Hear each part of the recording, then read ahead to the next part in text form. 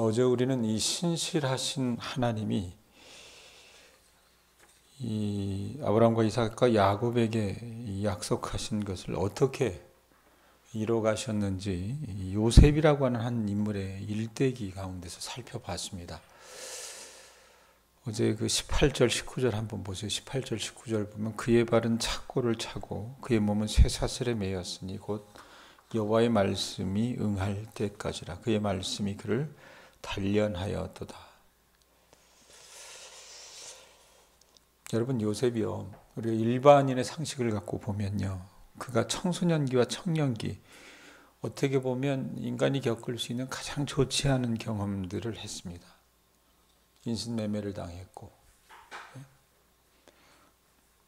노예로 팔려가서 좋지 않은 어떤 경험들이 있어요. 누명을 쓰고 감옥에 가고, 그 잊혀진 존재로 수십 년 동안 살았었는데, 이런 청소년기와 청년기에 좋지 않은 이 경험으로라면요, 만약에 여러분 일반적으로 보면 어떻게 됩니까? 거의 비행 청소년이 되거나 아니면 자기 인생을 항탄하면서 폐인의 길로 들어설 가능성이 더 농후했을 거란 얘기입니다.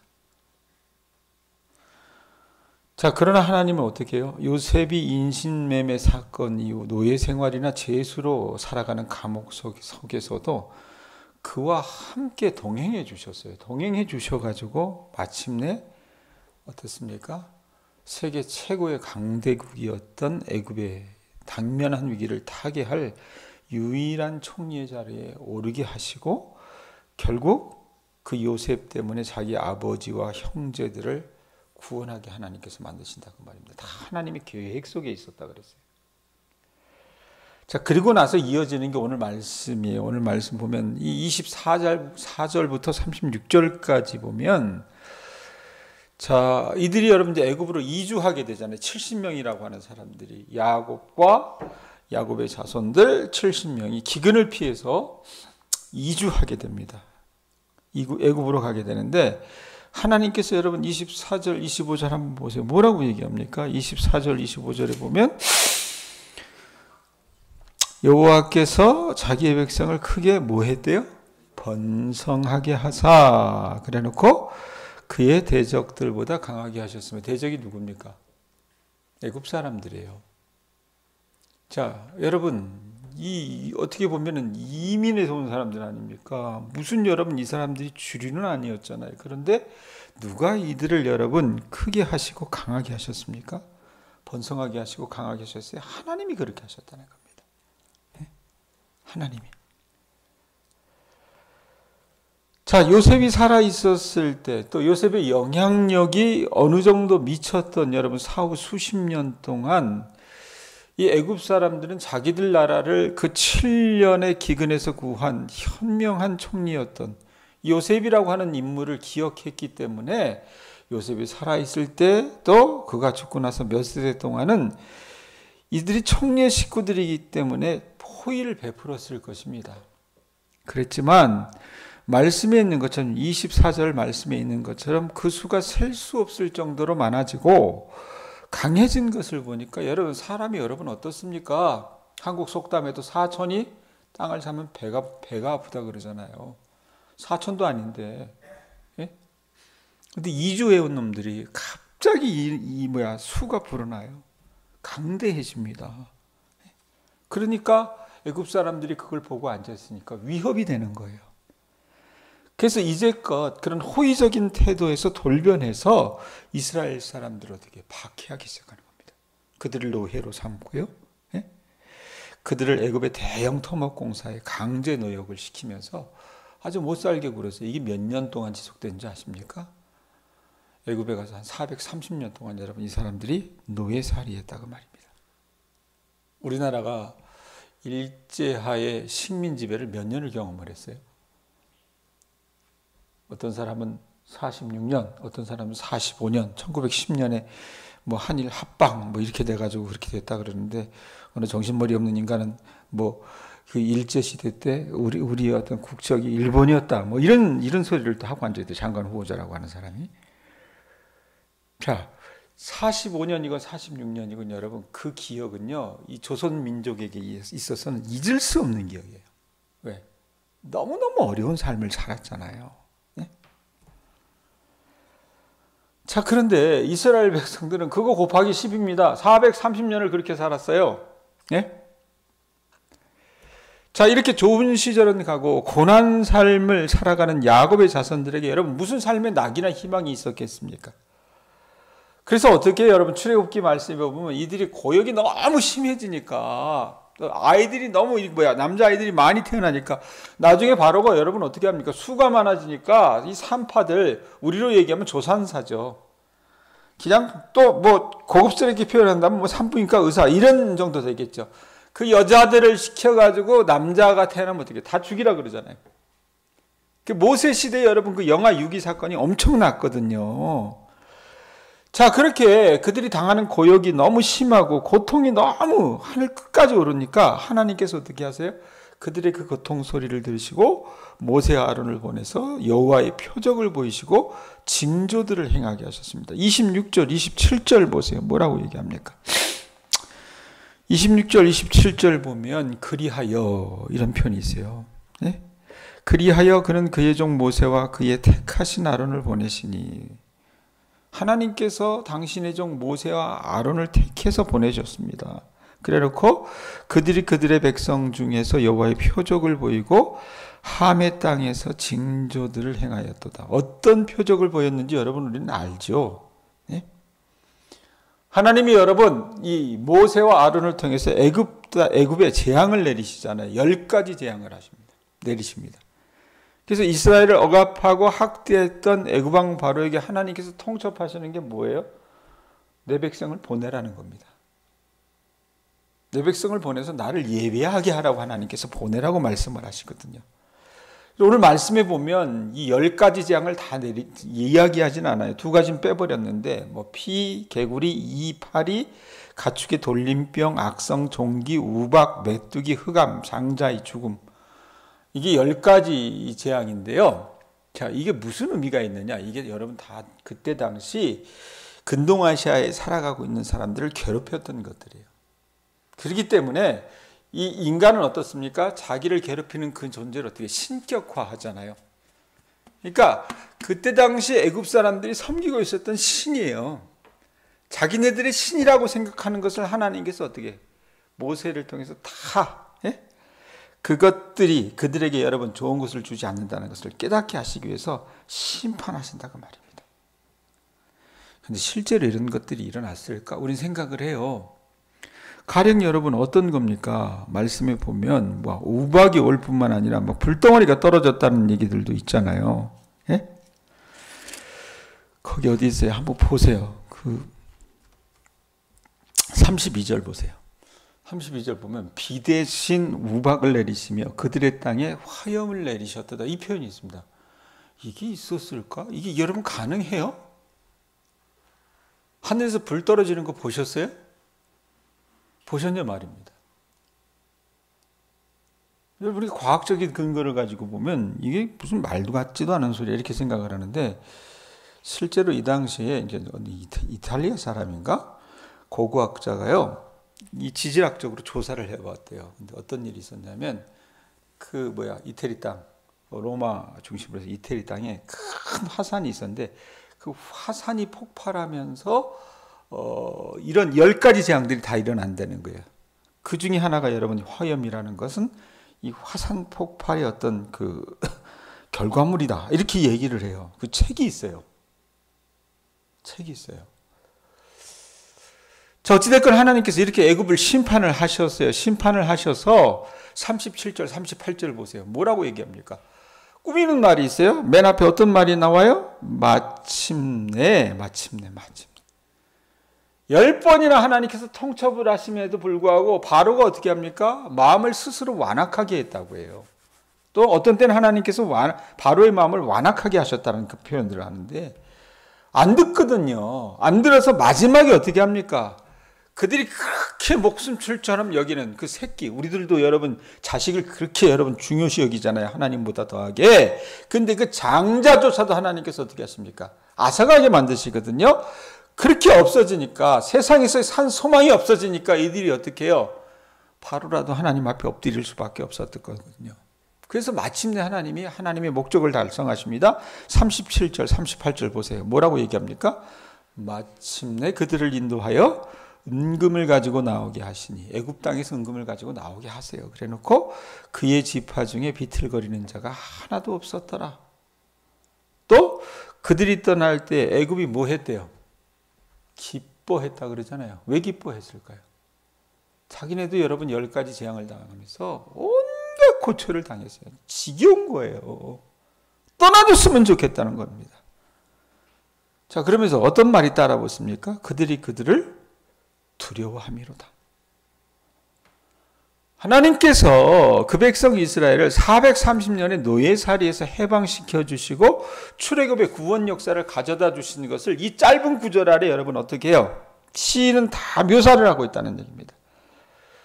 여러분, 우리는 이 이야기를 겪어보지 않았기 때문에 먼 나라, 우리와는 별 상관이 없는 이야기로 받아들이기 쉬운데, 사실 여러분 이스라엘에게는 이 출애굽의 구원 역사는 잊을래야 잊을 수 없는 것이었습니다.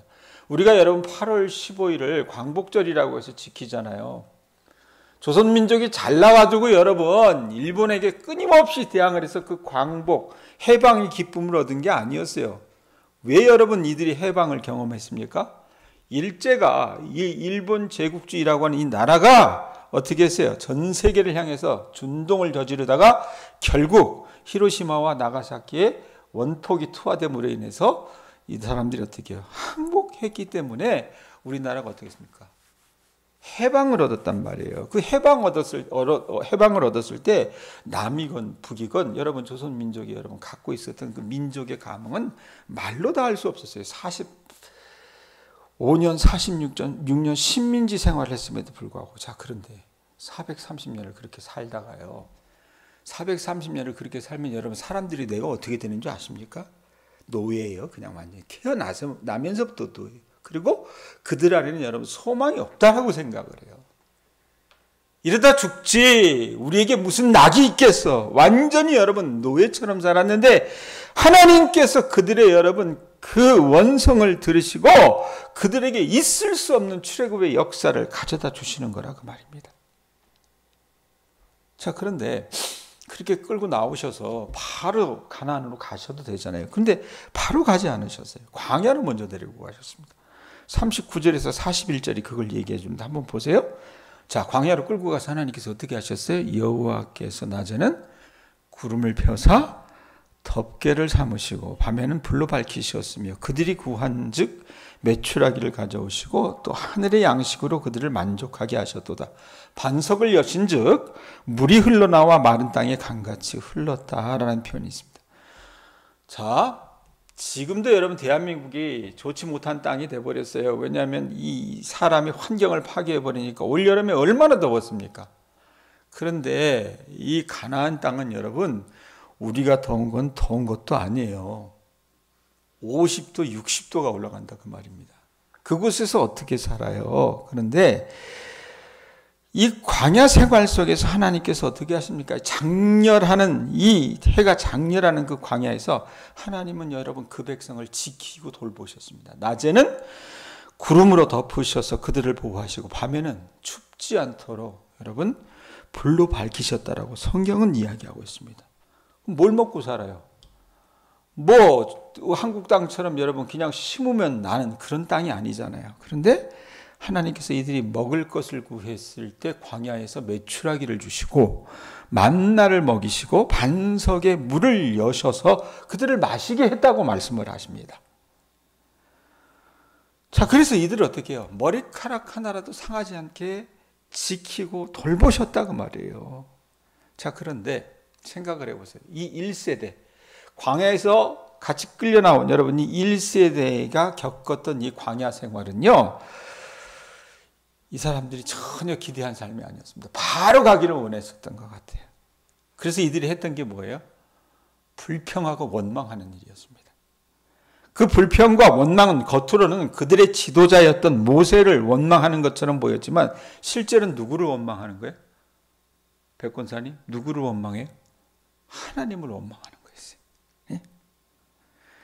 그랬기 때문에 출애굽의 여러분 1세대는 광야에서 소멸할 수밖에 없었고 40년의 광야 연단을 통해서 하나님의 방식과 하나님의 인도하심을 몸으로 철저하게 경험했던 2세대가 가나안으로 들어가는 복을 얻게 됐다 그 말입니다. 자, 그런데 오늘 우리가 봤던 여러분 24절부터 이 끝절 말씀까지 쭉 보면요, 어떤 이 행동을 하는 주체가 누구냐면, 주체가 누구예요? 사람이에요?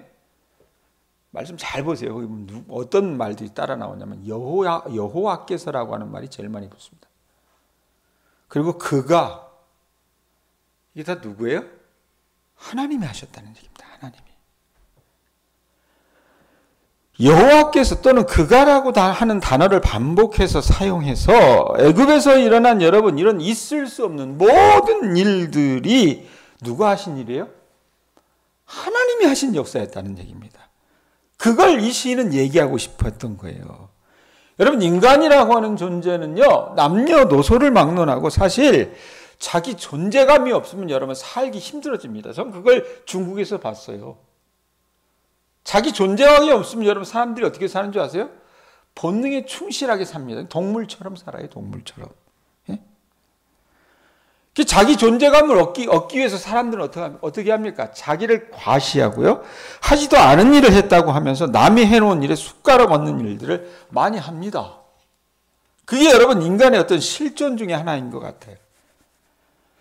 이스라엘 구원 역사를 두고 여러분 이 이스라엘 사람들이 아마 이러지 않았을까라는 생각을 좀 해봐요. 그러나 분명히 알아야 될 건 뭐냐면 하나님은요 그들을 구원하시고 광야 40년의 기간 동안 연단하셨을 뿐만 아니라 그들의 머리카락 하나라도 상하게 하지 않은 그 주체가 누구예요? 인간이에요? 모세입니까? 아론입니까? 아니에요. 누가 그렇게 하셨습니까? 하나님이 그렇게 하셨다는 얘기입니다. 이 사람들이 한 게 하나도 없어요. 모세와 아론이 여러분 한 역할이 어느 정도 있긴 하겠으나 그도 역시 하나님의 도구에 불과했다는 얘기입니다. 예? 그랬기 때문에 이렇게 하나님이 이스라엘 백성들의 역사 속에서 하신 그 일들을 깨달은 그 이스라엘 백성들은 여러분 어떻게 해요? 하나님이 이걸 하셨다. 하나님이 하신 일이다 라고 생각을 하면 어떻게 해요? 내가 한 게 없어요. 내가 한 게 없고 하나님이 나에게 거저 주신 거다. 이걸 뭐라고 얘기해요? 기독교에서. 은혜라 그러잖아요. 하나님의 은혜가 무엇인지를 누구보다 잘 알고 깨닫는 백성으로 어떻게 해요? 빚어져 갔다 그 말입니다. 이게 거저 주어지는 것이며 하나님께서 행하신 일이었기 때문에 여러분 어떻게 해요? 그 은혜를 깨닫는 사람들은 시편 여러분 105편 1절 초반부에 뭐라고 얘기합니까? 이거 시작할 때 뭐라 그랬어요? 1절 보세요. 여호와께 뭐하라 그래요? 감사하고 하나님의 이름을 만민 중에 어떻게 해요? 알게 할지어다. 그리고 비슷한 말이 따라 붙잖아요. 2절 3절에도 보면 하나님에게 뭐하래요? 노래하며 그를 뭐하렵니까? 찬양하며 그의 모든 기이한 일들을 말할지어다. 반복돼요. 비슷한 말이. 그리고 3절에도 마찬가지잖아요. 그의 거룩한 이름을 뭐하래요? 자랑하라. 여러분 왜 하나님을 찬양하고요 감사하고 여러분 하나님이 행하신 일들을 만민 중에 알게 합니까? 이들의 역사 속에서는요 이런 잊을래야 잊을 수 없는 이 구원의 역사를 경험한 민족이었다는 얘기입니다. 그거 알고 그거 여러분 어떻게 해요? 자기들이 잘나서 그렇게 된 것이 아니라 하나님께서 이들에게 일방적으로 베풀어 주신 은혜였다는 것을 이들이 알기 때문에 어떻게 해요? 그 깨달으면 은혜를 알면 어떻게 해요? 하나님을 찬양할 수밖에 없잖아요. 안 그래요? 예? 찬양할 수밖에 없다 그 말입니다. 그래서 여러분 뭐라고 얘기합니까? 42절 보세요. 42절 보면 뭐라고 얘기해요? 자, 이는 그의 거룩한 말씀과 그의 종 아브라함을 기억하셨음이로다. 자, 찬양하라 그랬는데 왜 찬양할 수밖에 없냐면 하나님께서 여러분 이 일들을 행하신 이유가 뭐예요? 오래전에 수천 년 전에 이들의 조상 아브라함에게 하나님께서 하신 약속이 있었어요. 그걸 기억하셔서 하나님께서 이 기가 막힌 일들을 행하셨다 그 말입니다. 그렇기 때문에 어때요? 이 다윗의 대까지 이르러서 그들에게 구원을 가져다 주신 그 하나님을 찬양해야 될 이유가 있었다는 얘기입니다. 이거 멈추지 않고 찬양해야 되는 거예요. 그래서 43절, 44절에 뭐라 그래요? 읽어보세요. 읽습니다. 시작. 그의 백성이 즐겁게 나오게 하시며 그의 택한 자는 뭐하래요? 노래하며 나오게 하시고, 그래 놓고 44절, 여러 나라의 땅을 그들에게 뭐 하셨대요? 주시며, 그 다음에 민족들이 수고한 것을 소유로 가지게 하셨으니, 아브라함에게 약속하신 것을 그대로 하나님께서 어떻게 해요? 이루어가 주셨다는 얘기입니다. 그렇기 때문에 여러분, 이걸 깨닫고 하나님의 은혜를 아는 사람들은요, 예? 야, 우리 하나님 신실하신 분이셨어. 이틀 전에 그랬잖아요. 하나님 신실하신 분이라고. 우리 조상들의 역사 속에서 우리 하나님 우리를 구원하신 분이야. 그 광야 속에서 우리가 어떻게 살지? 막막했을 때 하나님 우리 조상들을 먹이고 머리카락 하나라도 상하지 않게 하신 분이야. 이걸 경험했던 사람들은 그들의 자손들에게도 얘기했고, 그 자손은 자손에게 얘기했고, 그리고 마침내 그들에게 가나안 땅을 딱 유업으로 주셨을 때 여러분, 이들이 찬송할 수밖에 없었던 거라고 말입니다. 그럼 여러분 45절 한번 보세요. 그럼 이 시편을 왜 주어지려고 하는가? 배고파는 말씀. 배고편 45절 같이 읽습니다. 시작. 이는 그들이 그의 율례를 뭐한대요? 지키고, 그 다음에 그의 율법을 따르게 하려 하심이로다. 자, 하나님의 우리에게 행하신 역사를 기억하라 그랬어요. 이틀 전에. 그걸 기억하는 사람은 하나님을 찬양할 수밖에 없다 그랬습니다. 그리고 어제 우리가 요셉에 관한 이야기를 들으면서 하나님께서 어떤 구원사의 여정 속에서 어떤 계획을 가지시고 시절과 날줄을 이어가시면서 마치 삼배를 짜듯이 그들의 역사 속에서 일하셨는지 봤습니다. 한 개인을 통해서. 그런데 여러분, 이제 그 민족 가운데 행하신 하나님의 일들을 우리가 오늘은 24절부터 45절까지 쭉 봤어요. 근데 그렇게 하게 하신 일은 뭐냐? 순종하게 하시기 위해서. 이 시편을 통해서 이스라엘은 하나님의 말씀을 순종할 충분한 어떤 근거와 이유를 갖게 된다고 말합니다. 왜? 그 하나님은 신실하신 분이세요. 그 하나님은 당신께서 약속하신 것을 이루시는 분이세요. 백권사님 아셨어요? 그 하나님은 여러분 능히 찬송받기에 합당하신 분이라 그 말입니다. 그렇기 때문에 여러분 어떻게 해요? 우리가 그 하나님을 찬양하면서 순종함을 사는 삶을 살아가야 할 필요가 있다라고 우리에게도 말씀하는 거라고 말입니다. 여러분 모르겠어요. 우리 또한 지금 우리의 믿음의 자리가 어디에 있는지 모르겠습니다. 애굽에 있는 사람들인지 광야에 있는 사람들인지 잘 모르겠어요.